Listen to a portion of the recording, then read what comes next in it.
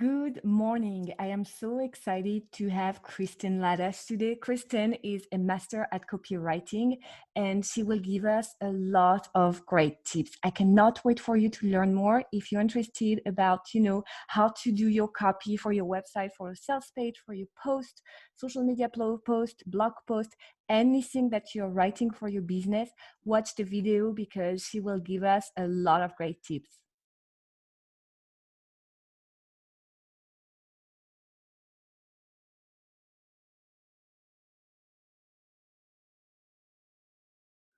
Good morning, Kristen. How are you doing today? Good morning. I'm doing very, very well. Thank you. How are you?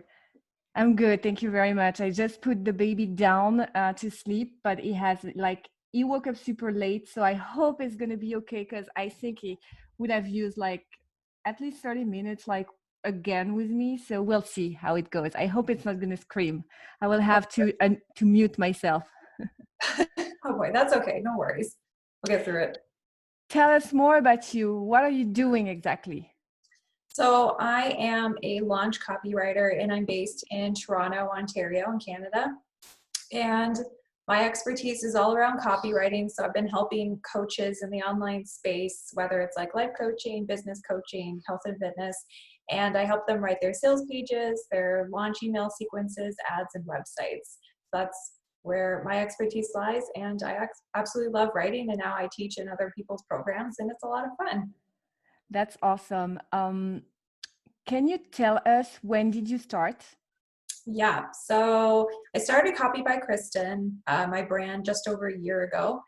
But before that, I was writing for a variety of businesses, but more so like content writing. So like blogs, articles, social media content and things like that as I was an intern before. And then I kind of did it on my own.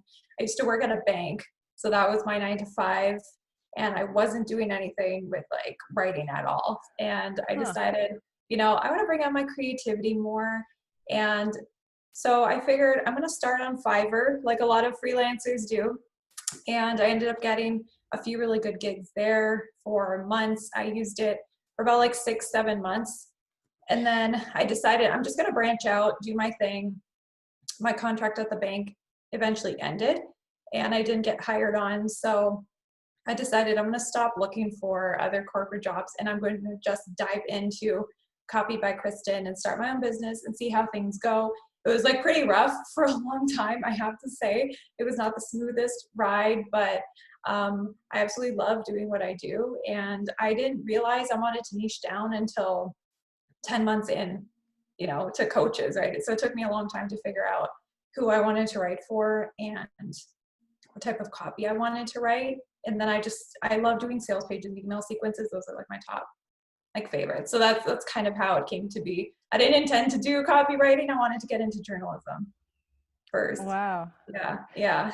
Well, I do think that copywriting is an amazing tool for any entrepreneur in the world, whether you have a brick and mortar or, a click and mortar business. I want you to tell us, what do you think, like why copywriting is an important tool for any business on earth?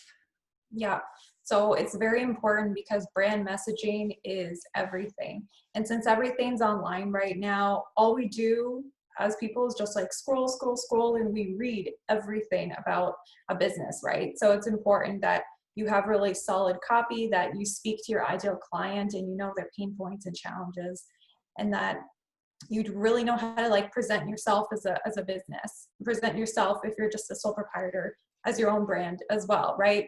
And once people like recognize that like brand voice, they'll like know, like, and trust you more and be more willing to work with you. So if you have like a good way with words, you know how to sell your product, you'll always be safe. It's basically your money maker, essentially. Yes, it's an art. I'm sure as well that we can learn more about copywriting for ourselves. So I want you to tell us like a few tips that, when we write a copy, whether it's a blog post or, a social media post or a sales page, what are, the thing that we have to think about when we're writing a copy? Yeah. So I have 3 tips that I like giving. The first one is less is more, because essentially, as we read, our attention spans are really short. I mean, I know mine is. So it's very overwhelming to see a lot of block text. No one really wants to see that. And the point is to make it shorter, more succinct.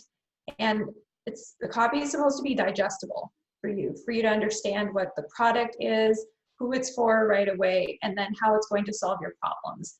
And you don't really need to overdo it with the information. You don't have to feel like you have to write out every feature of your product or service or anything like that. That's not what it's about.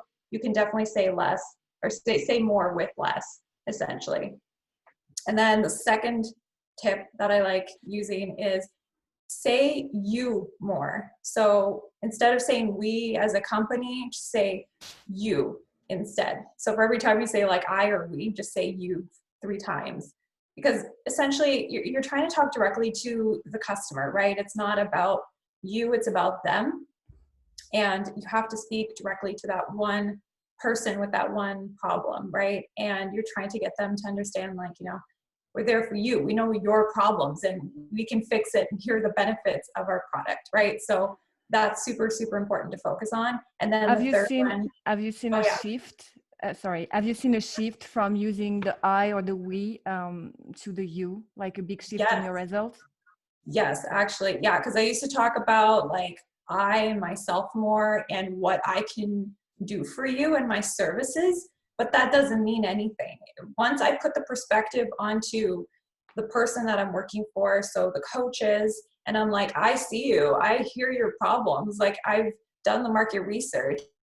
I noticed a big shift in my content. It was so much better that I was answering their questions rather than just giving them information that I wanted to provide, you know, and talking about the purpose of why it's important to hire a copywriter, or why it's important to have like a sales page or something like that. And they don't really care about that. They wanted to care about their specific problems, and for me to talk Mm-hmm. directly to that. So I did see a big improvement once I shifted it in my copy for myself. So what's your third tips then? The third one is my favorite, is market research, because you can't write good copy without knowing your market. If you don't go out and you don't book calls with people, your ideal client, let's say I want to write for a business coach, then I have to go interview 5 to 10 business coaches, and I'm asking them the same set of questions, right? So essentially what I'm looking for is like, what's the benefits that they want to get out of it? What's the transformation they want? Does it help them save time, save money from going to other writers? Just kind of going with like one, finding where their challenges are, what don't they like about their copy currently, and how I can change that for them.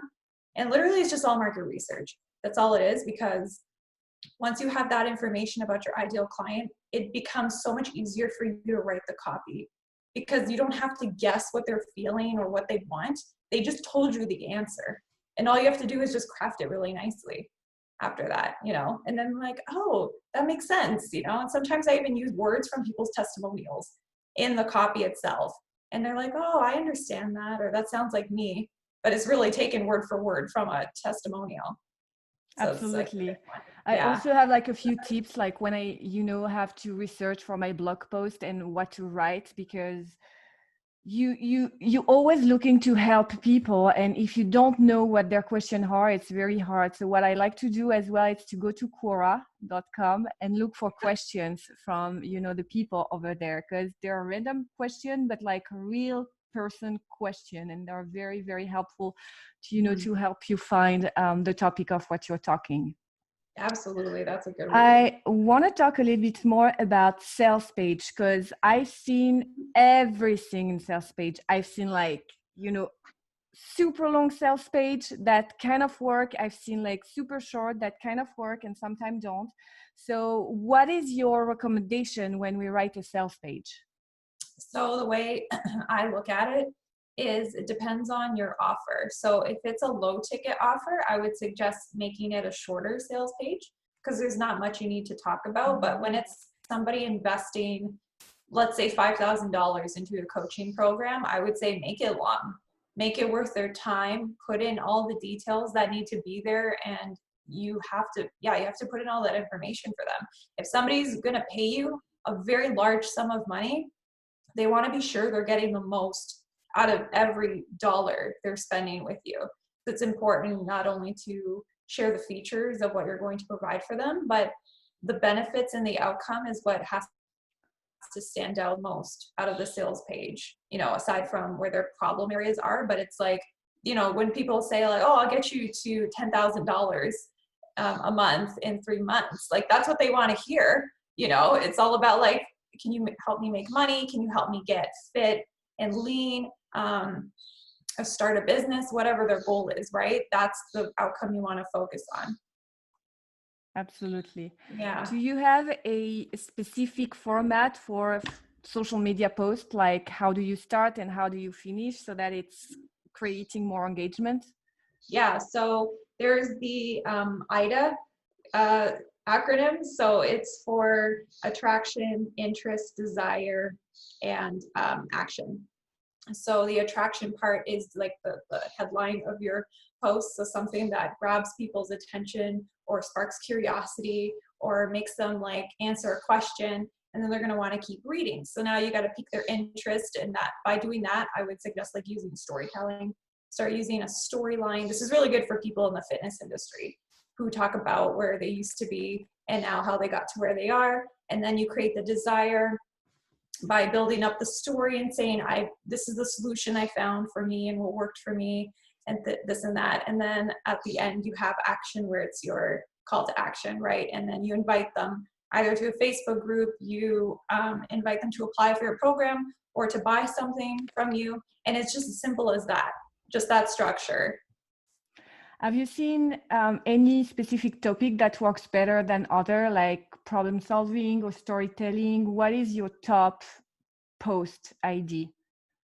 I think it's not just one, but it's a variety. I know for me personally, from my like analytics and stuff, my educational content works better. But for some other people, it's their storytelling ones specifically that work much better. I find that if there's a lot of heavy stuff on education and tips that people can use right away to get fast results, that works really well. And also like the storytelling aspect too, when they really resonate with an audience because it brings out an emotion in somebody, right? So a lot of what copy has to do is deal with emotions, right? It's all about like the sales psychology and getting people to feel something. So if you make them feel really happy, they're going to love your content. If you make them feel like, maybe you bring them back to a place where they were kind of struggling, they're like, oh my God, somebody understands me, they were in that place too, and they were stuck like I am, so they can help me. So those are two like big ones that really stand out. Do you take care of SEO when you write your copy for a website? Yeah, so we do like a lot of like research because for website, it's a little bit weird. I consider that both content and copy a little bit, because copy is more like writing to sell and persuade for a product, but then there's also information on websites that doesn't necessarily do that, but it just talks about a topic just to educate people on. But yeah, there's definitely keyword searches involved because you want to make sure it's that people can find it. And like what you said earlier about looking at Quora, right? You would do research like that too. What words do people use in that specific industry to make sure that your page would land on the first page of Google results, right? So you have to use a lot of your customers' language. That's why, the market research, that's a huge part of it too, right? To learn what your customers use instead of maybe industry language you use. Yeah, but there's definitely a lot of that.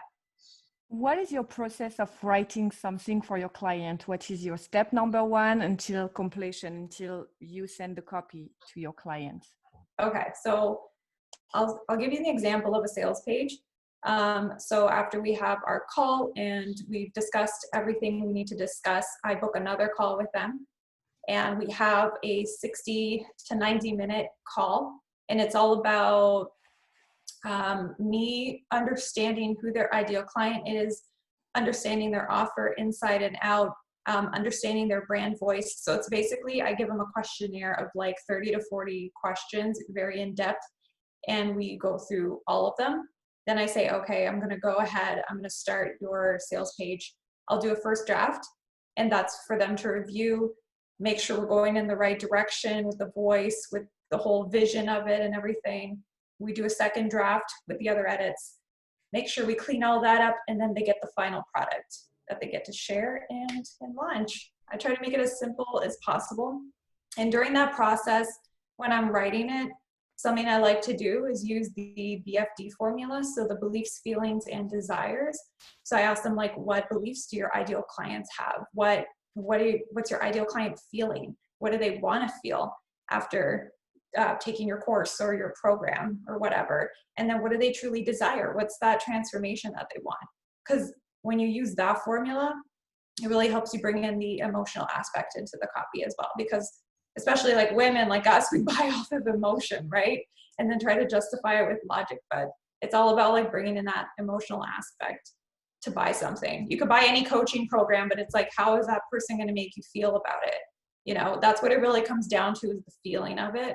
It's not so much the coaching product or service, because there's so many coaches out there.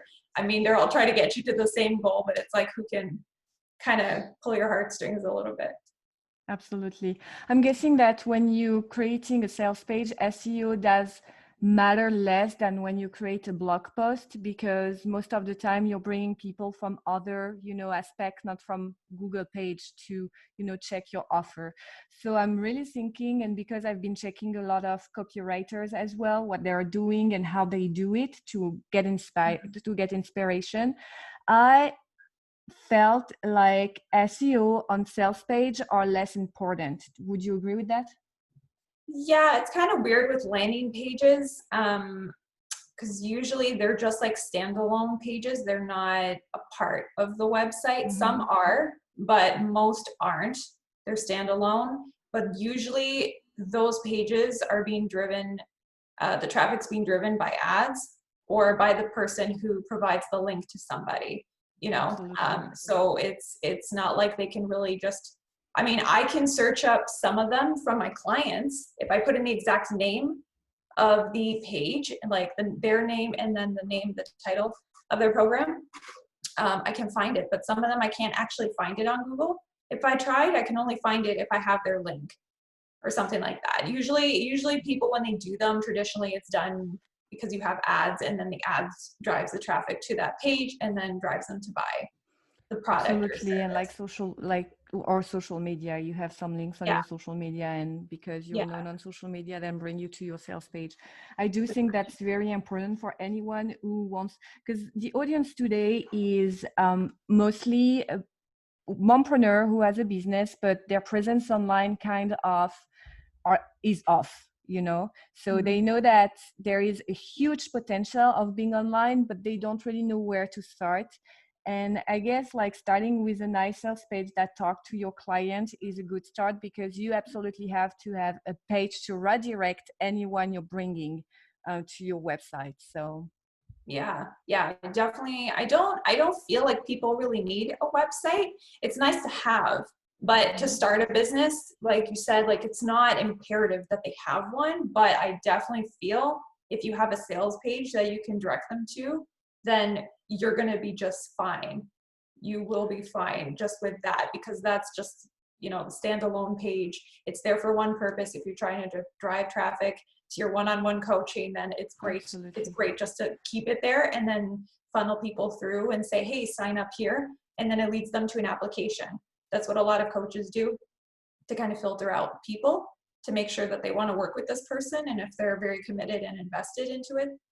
So they'll usually do that rather than just buy it right away, and they'll get on a call with them. So that's like their typical process. But yeah, I would say like that's probably one thing to look at before an actual website, but people kind of tend to do it the other way around. I mean, there's no right or wrong, but you don't have to like end up paying for a website. And some people just procrastinate on that for like years. I had a client who didn't do it for 2 years, because she just didn't know what she wanted, and it was like all over the place. Yeah, so people just put it off because they don't know what to do with their website. I am an advocate of less is more. So when I have my client and they absolutely don't know where to start, I never say to them, you have to have a website. No, you have to have something, some type of presence online, but it Yeah. can be like an Instagram page, a Facebook page, and it also depends on where you at your business. Do you already have an offer? If so, yes, it's cool to invest in a sales page. But if you're just building your reputation so that one day when your offer is ready, you can bring all those people into the same page, I would recommend to have just one room and start to build your email list like right away. But still, with email, you still need a copy.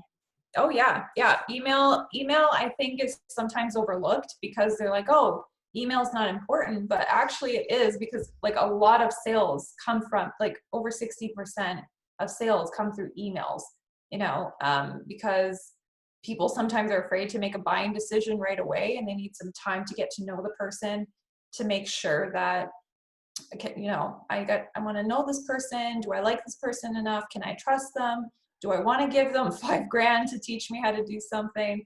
And an email is a great space, the email community, just to teach people. I see a lot of educational content people put out.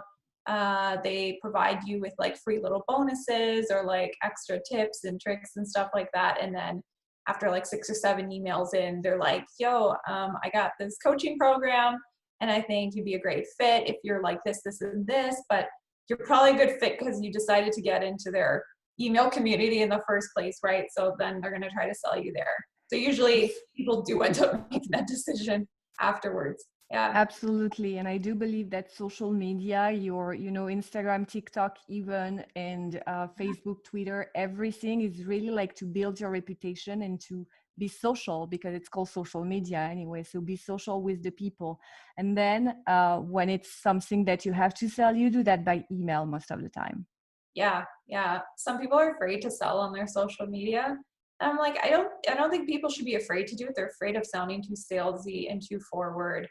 I'm like, there's a way to do it where you don't have to feel that way. And social media, like you said, is about being social. And the first step to, getting a sale is actually just building a really good relationship with people. And I found that that's worked a lot of the time with me, where I've just spoken to people for months, and then we ended up working together for something, a project, because I got to know the person and I trusted them. And I'm like, oh, you know what? I have this project coming up. Could you help me do that? And I know that's in your wheelhouse, so that's how those decisions come about. It wasn't like a fast decision, but it was like an overtime kind of thing. It's all about the relationship building too. I completely agree with that. I had a question and I lost my line. It happened every time. It happened at every live. So it will be back, I'm sure. But in the meantime, what would be the like in terms of mindset, because sometimes like writing can be very overwhelming. So what would be your tips to lower that overwhelm and go for it and write your copy and write your blog post and everything? Yeah, I would say a couple things. So doing a lot of research to make sure you know enough about the subject you're writing about. Sometimes when we're just writing on our own, we tend to forget important things, and I know I do sometimes. So I have to go and research, and I write a lot of notes beforehand to make sure I have all the information I need and that I'm prepared and confident to go ahead and start writing. Another thing, if you're having trouble being creative, a lot of the times I don't write in the same spot. And like I'm not always in my room or at my office desk. Like sometimes I'll sit outside and get inspired by something, or if I'm reading a book, I get inspired to write something. And I think changing location in your environment is super important if you want to spark that creativity. And I would say just like talking to people when you have conversations, those are the times I ended up writing really good copy, because I was having a conversation with a friend or my partner. And I'm like, oh, that's a really good idea. Why didn't I think of that before? And you come up with really good ideas that way. So it's kind of just doing a bunch of different things to spark that writing in you. And I also highly recommend, I think it's called calmlywriter.com or something like that. And it's just a blank slate and it's a blank page, and it's just for you to focus strictly on what you're writing. I would say don't edit while you write. That's a big no-no. You just keep writing, and then go back and edit later. Yeah. I love that. I think it's very helpful. I do that actually. Like my process of writing, it's quite long, but the first draft is always like I write, not paying attention about the grammar, not paying attention about anything else, but writing with passion, you know? Yes, And then I edit. I have to do that today because it's my blog post day. So I'm excited now that I have a few tips to get through that. I perfect. want to thank you very much for your time. I will let you know if more questions come up. Sure. Um, Thank you for your time. That is priceless. And I will definitely write a blog post about what we talked today and I will mention you. So Thank you so much, Charlotte. I really appreciate that. And I hope everybody got a lot of value today. And I hope that they use those tips. So thank you so much. absolutely. Thank you very much. I hope you loved the video. If you did, please subscribe. And if you think of someone that could benefit from that video, share it. Share it massively because you never know who you're going to have an impact on. So don't hesitate and help a friend out. Thank you so much for watching me, and I will see you on the next video.